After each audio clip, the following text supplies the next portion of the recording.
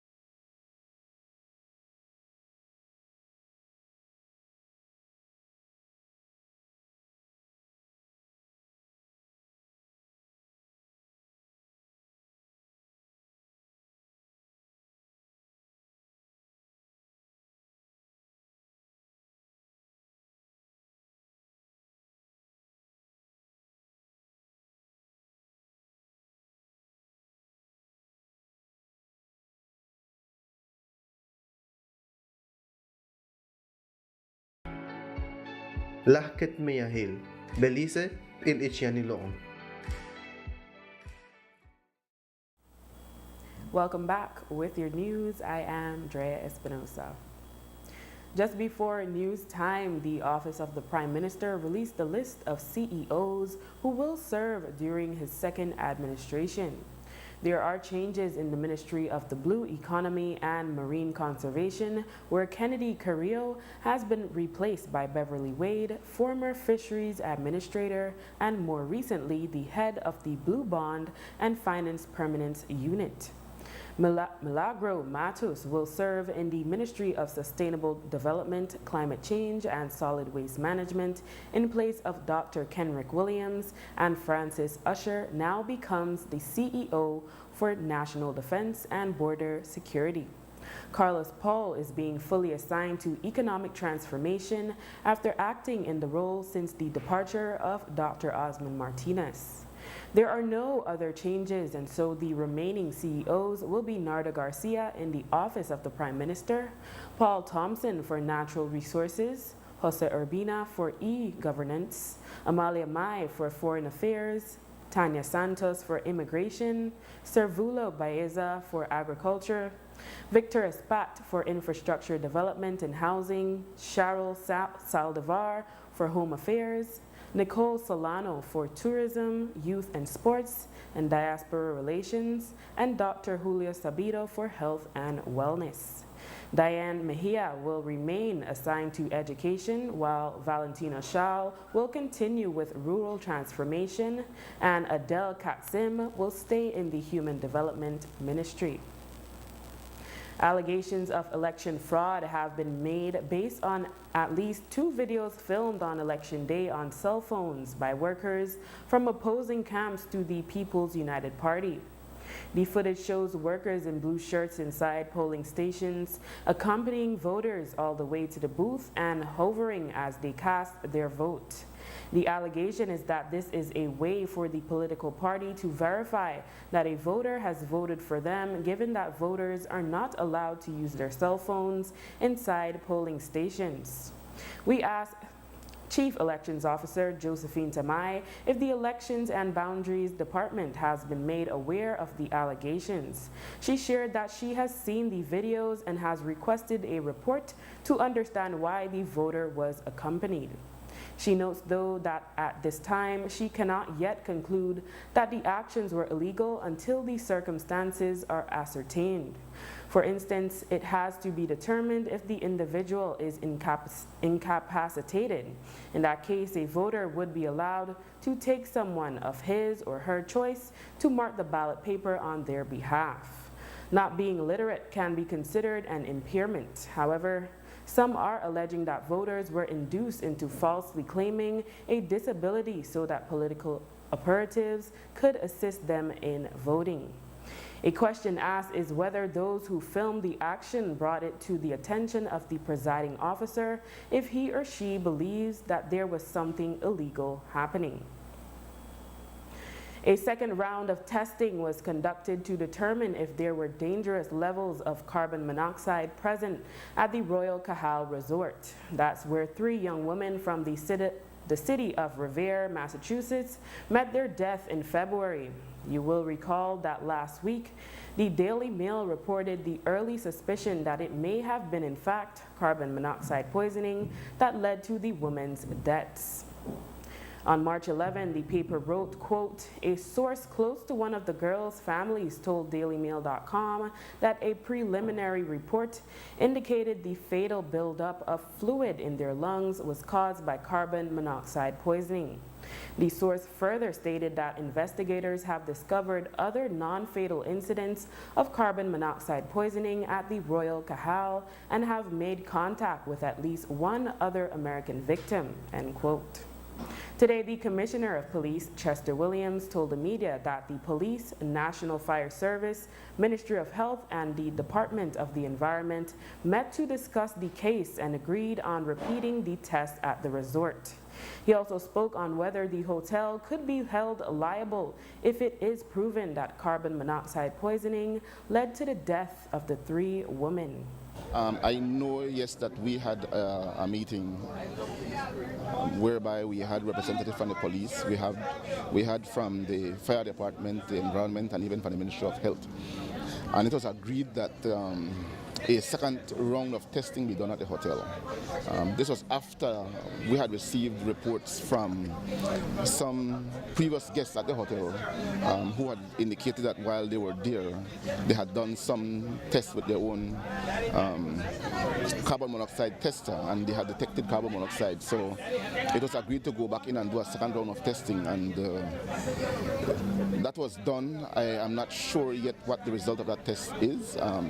We have not received a report from the fire department or the Department of Environment on the result of that test. So we are waiting for that.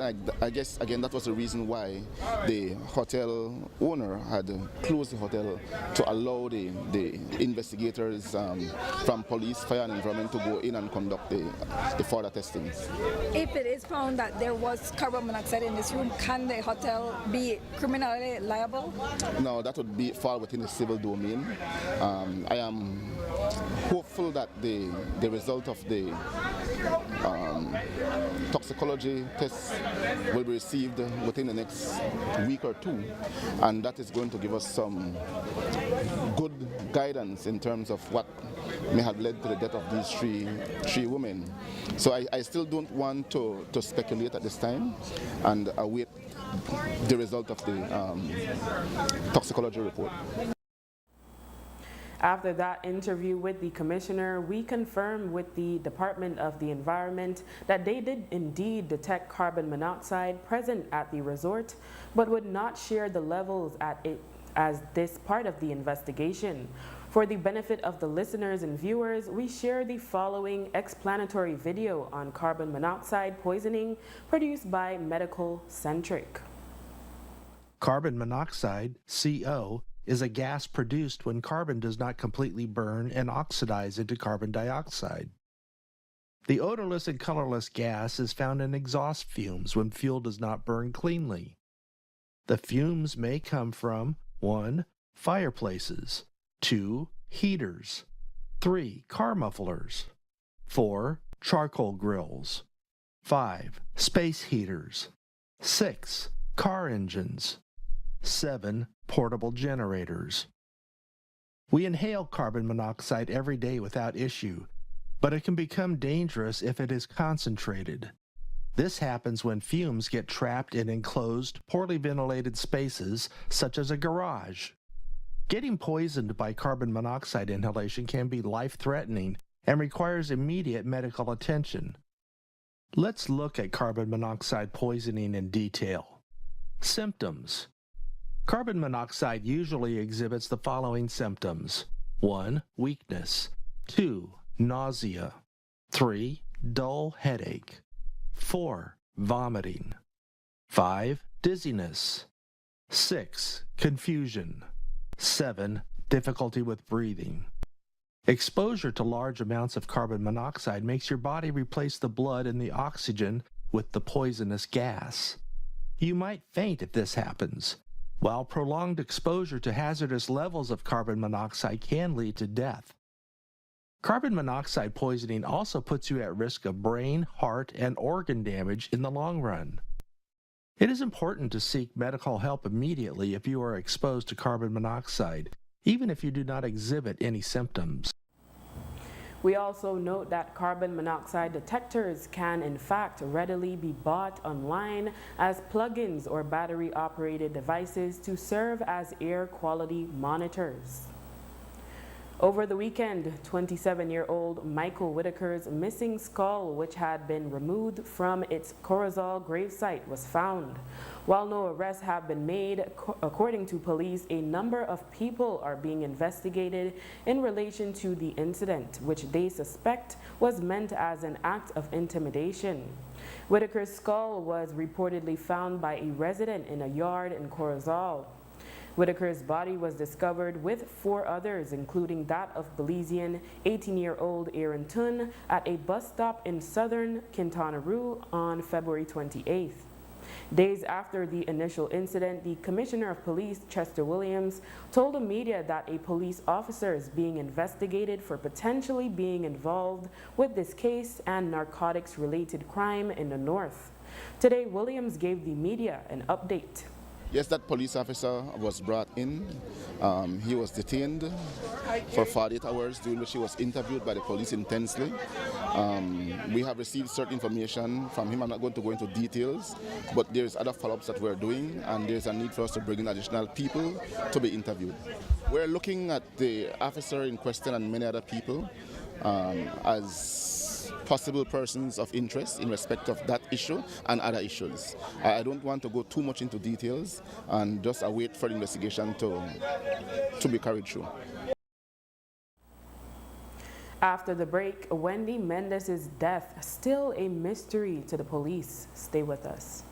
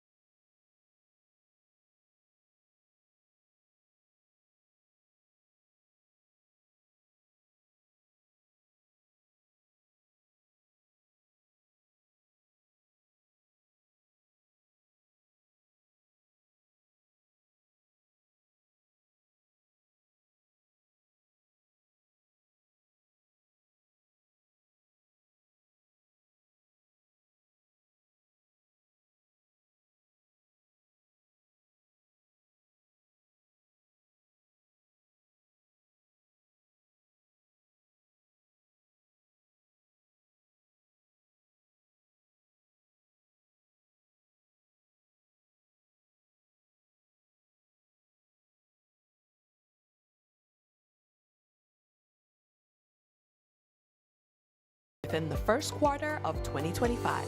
Social Security at your fingertips.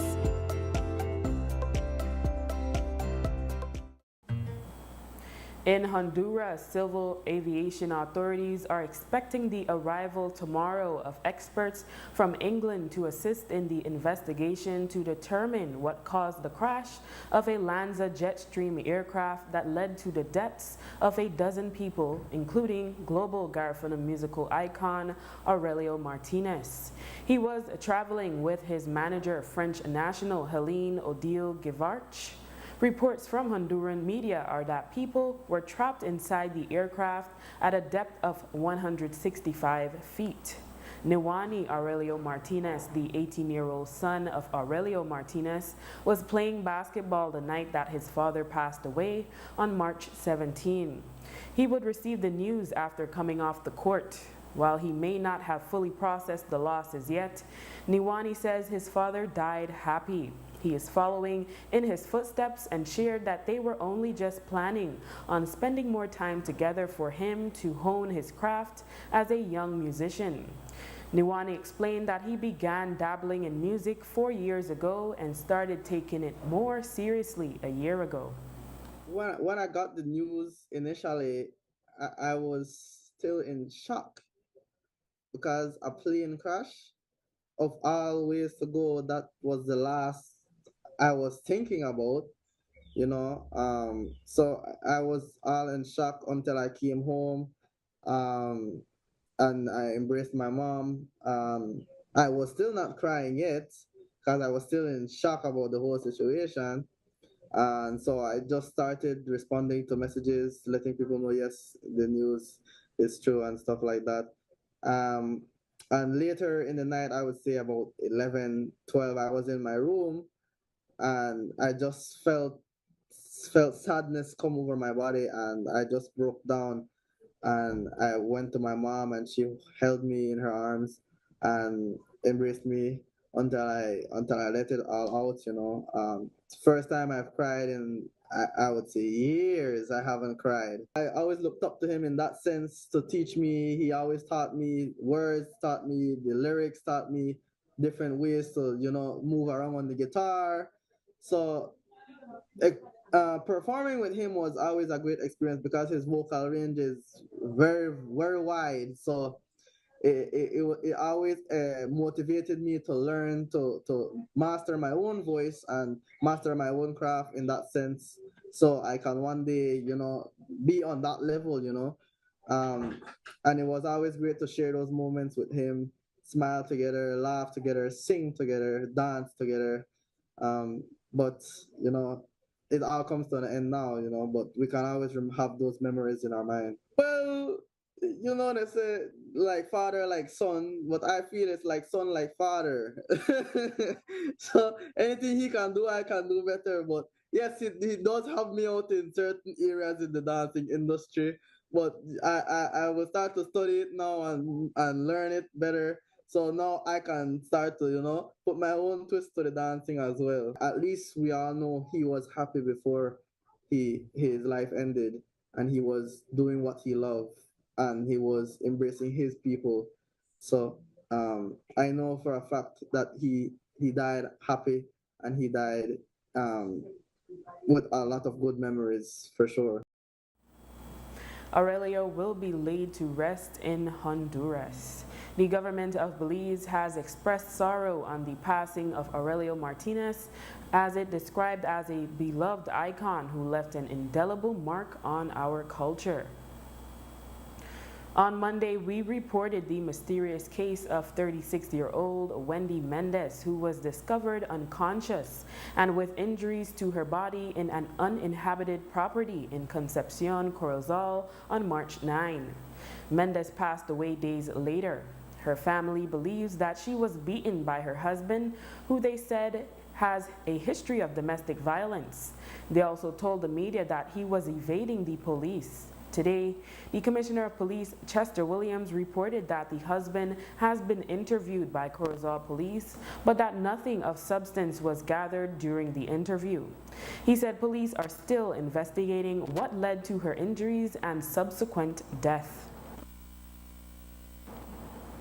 The Office of the Special Envoy for the Development of Families and Children today released a statement on the murder of Wendy Mendez. The office condemns the tragedy, stating, quote, "This tragic case of domestic abuse turned murder is another painful reminder of the countless lives cut short due to gender-based violence. What makes this crime even more disheartening is that it occurred during Women's Month, a time traditionally devoted to celebrating the strength, resilience, and invaluable contributions of our women. Every attack on a woman is an attack on the very fabric of our Belizean society," end quote. The statement also calls on communities to speak up, intervene, and offer support to the victims of domestic violence. It added that violence against women is not simply a personal tragedy, but also a national crisis. It is important to note that, as we reported earlier, the Commissioner of Police told the media that police are still investigating the cause of the injuries and death of 36-year-old Wendy Mendez. In other news, Pastor Louis Wade was resoundingly selected as the next church senator. He explained that he was approached by a couple weeks ago by another church leader to serve in this role, and shared that after careful consideration, he agreed to serve. The National Evangelical Association of Belize, at its annual general meeting, unanimously voted to support Wade, after which the support was obtained from the Council of Churches and another 200 pastors across Belize. Wade, a media owner, church leader, and activist, says he will do his best to represent the voice of Belize's churches in the upper chamber of Parliament. Yes, it is my first time, but I worked very closely with the previous senator. Senator Bengouche has done an excellent job in representing the church. I believe that he has set an excellent standard, not just in his presentations, but also behind the scenes working with the other social partner senators, and then also he did a lot of consultation with other church leaders to ensure that when he spoke, that the church was united on the issues that he present. I intend to learn from him and follow in his footsteps. He's a very good friend, and there are people who over the years have worked together to ensure that the church has one voice on the various issues that affect the nation of Belize. What are you hoping to accomplish, or what do you envision these next 5 years like as the church senator? Well, the social partner senators and most importantly the church senator has a responsibility to not be inclined politically, but to hear generally from the people, or at least the sector that they represent. In the case of the church senator, it is an issue of finding the heart of God through the consultative process with church leaders and also the people of God on the various issues that are to come. I am sure that one of the reasons that I was asked to fill this post is because there are certain issues that the church believes will come up, that there is the need for a very strong representation of the church perspective. The church deals with those who are truly marginalized, not just those who are labeled as marginalized. And so the church needs to ensure that it has the opportunity to work freely as it educates the children, as it is the moral compass for the nation, as it speaks as the conscience of the nation of Belize, protecting Christian values, traditional values, and the values and culture of the Belizean people as a whole. After the break, Syed Musa celebrates birthday and release of visual book and e-book. Stay tuned. 20 years ago.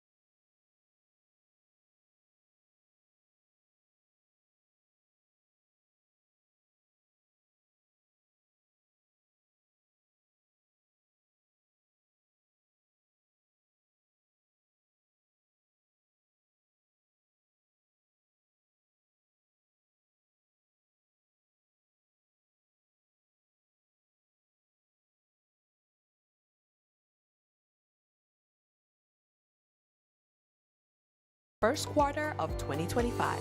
Social Security at your fingertips.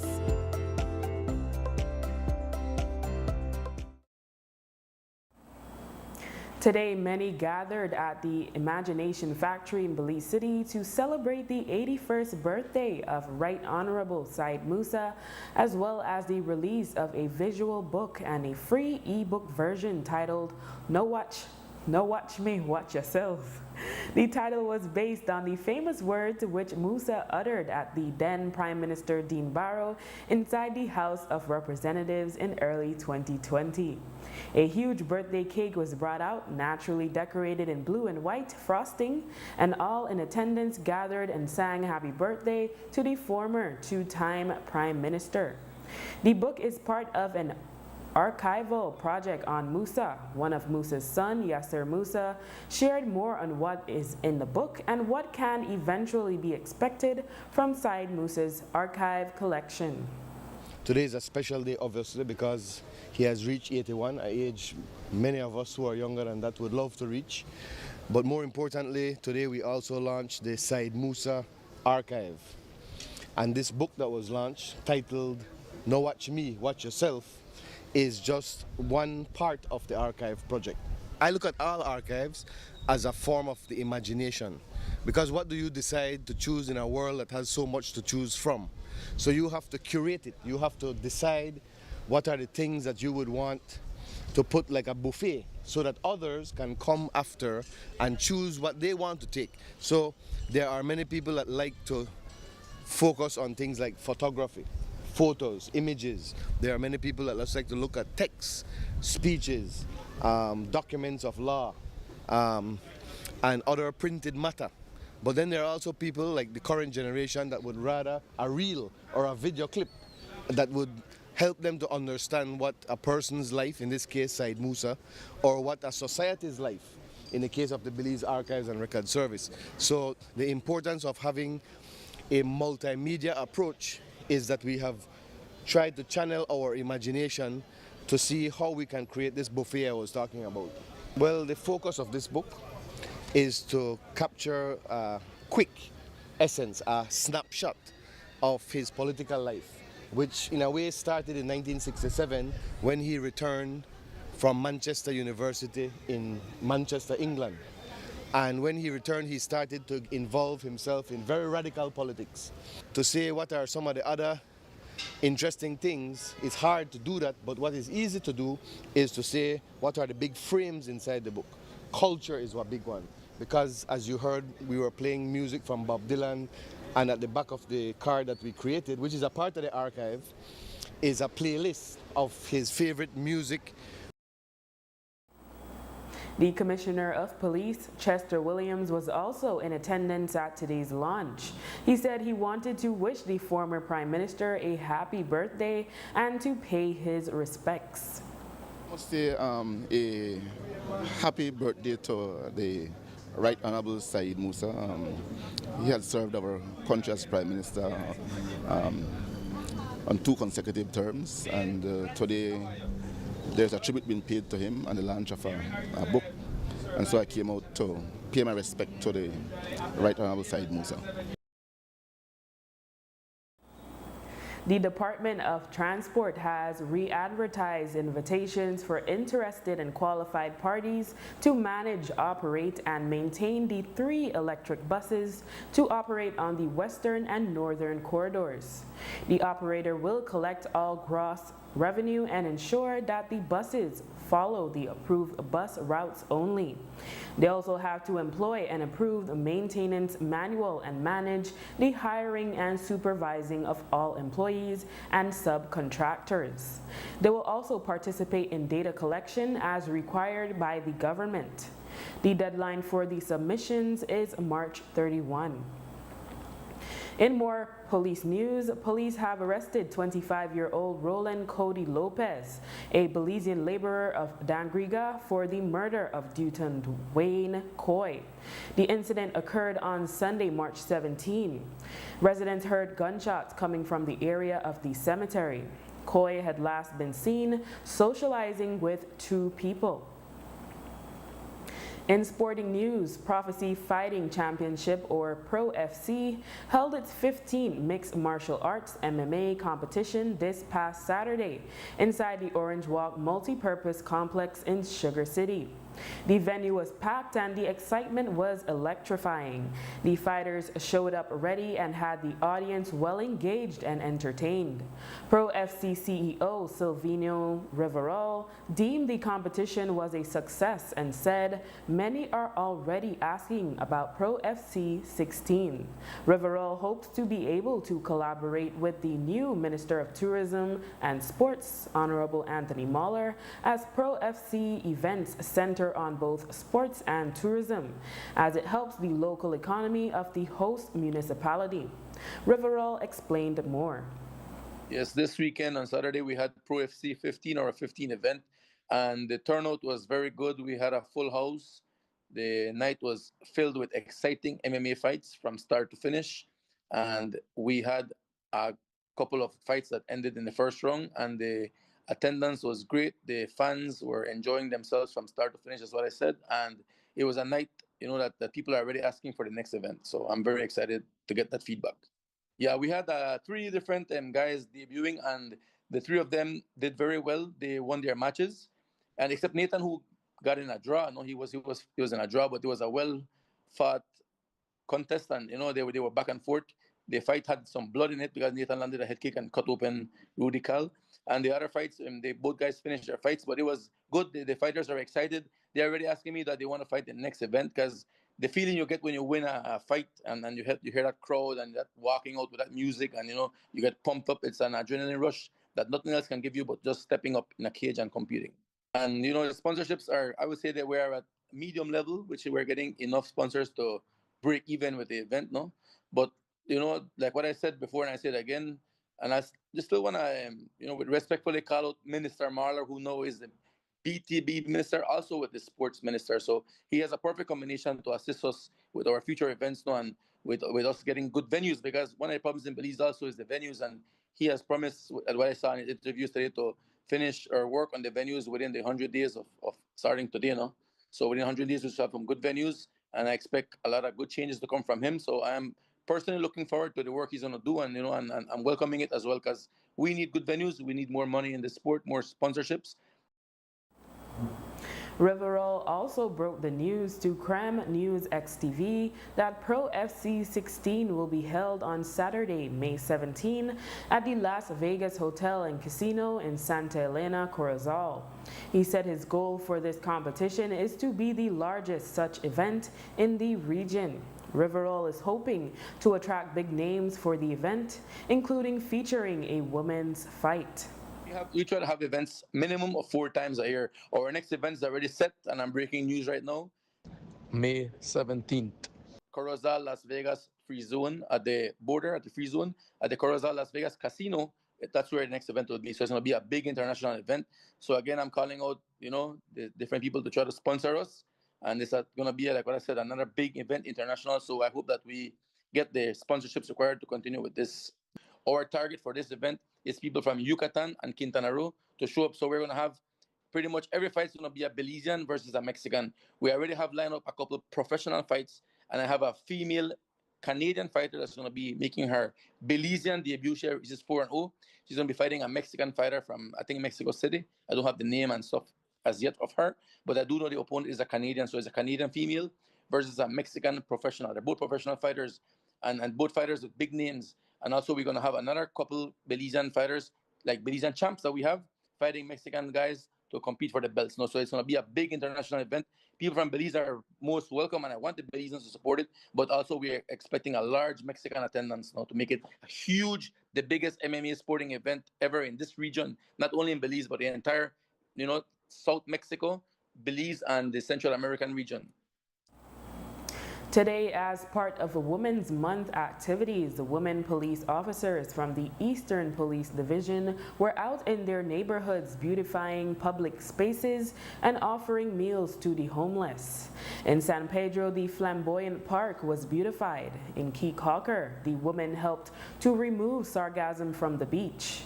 In Ladyville, a park was cleaned and painted.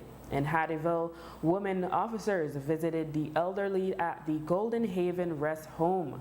Finally, in Belize City, the women beautified a playground, cleaned up a basketball court, visited a children's home, and distributed meals to the homeless. The Commissioner of Police, Chester Williams, spoke of the importance of having women in the police department and their representation at every level.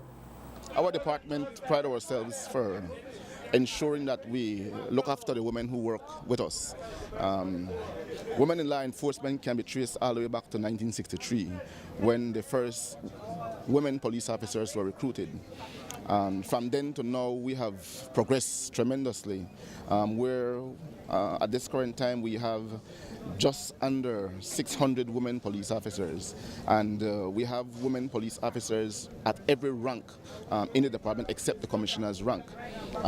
That goes to show again that we are not a department that sees ourselves as a man's job or a man's department, but rather one that is diverse, and we try to promote people based on their skills and their job knowledge as opposed to their gender. So I am happy for the strides that we have made. Under my tenure as commissioner, I have ensured that every head station across the country has a woman either as the OC or a deputy. And again, that goes to show that we ensure that there is representation of women at every head stations across the country. And that goes a very long way in terms of boosting the morals of women. I can also say that we have never had so many women promoted in the department like we have now under my command. We have promoted a number of women to different ranks. And so we do these things, again, not just because these are women, but simply because they brought good things to the table. They brought skill set, they brought job knowledge to the table, and these are things that we need in order for us to be able to progress and serve the country the way we should as a department. And the Belize Cancer Society is well known for organizing their annual Cancer Walk as a means of raising awareness and funds for the work they do. However, merchandise is sold year-round to raise funds. Marcia Escarpeta, the director and treasurer of the Belize Cancer Society, explained that they have pins, hats, wristbands, mugs, and other items for sale. The funds collected are used to help cancer patients receive medical care both locally and abroad. You have the pins for sale all year long, so you guys can stop in at any time to pick up the pins. We have hats for sale. We have mugs and some little hand wristbands. We have those for sale as well. The funds from these go straight into helping children with cancer or adults suffering from cancer. The funds assist those in getting help, whether it is they need to get ultrasounds, to get biopsies, traveling abroad, to get treatment abroad as well. We do assist. And with that, we have come to the end of our newscast. The repeat can be viewed on this station later tonight at 9 and again tomorrow at midday. Join us again tomorrow for another news broadcast. I am Drea Espinosa. Have a safe and enjoyable evening.